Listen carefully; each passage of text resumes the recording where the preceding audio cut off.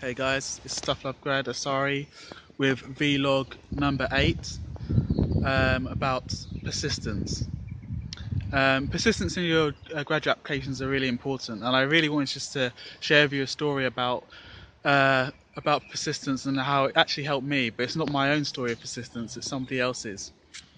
I'll probably tell the full story at some point, but it's useful to know that I initially got rejected from the FCA graduate scheme.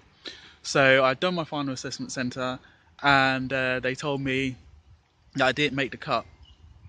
And just as I was about to accept another graduate offer, they called me back and offered me a 6-month contract where if I'd done well, I'd get onto the full graduate scheme, which is what ended up happening.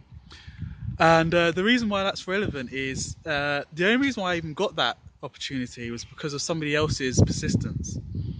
When I was initially rejected, that was the end of the FCA graduate scheme, but a couple of months later they opened it up again because they wanted more graduates, but anybody that had applied before wasn't able to apply again.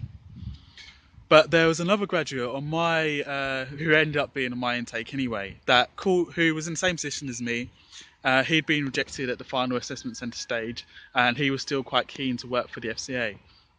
So he gave them a call, and he said to him, I forgot to mention the fact that we weren't able to make another application until the next year. So he called the FCA and said, look, I've seen that you've opened up your graduate scheme again. I'd really like to apply, and I don't really know why I shouldn't be allowed to, especially as I'd gotten to the final assessment centre. And they looked into his file, and actually they realised that he'd got a good enough grade to pass, but there just wasn't enough places.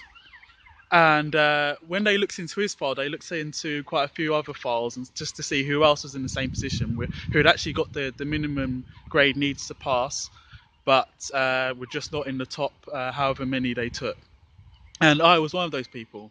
So somebody else's persistence actually got me the job at the FCA, and it was quite a light bulb moment for me, in that, you know, there's always a way. And even if you're rejected from a graduate scheme, I'd suggest being a little bit persistent, maybe asking them, is there any other roles I could apply for, or is there any other opportunities that are coming up anytime soon that could help me with maybe my next graduate application.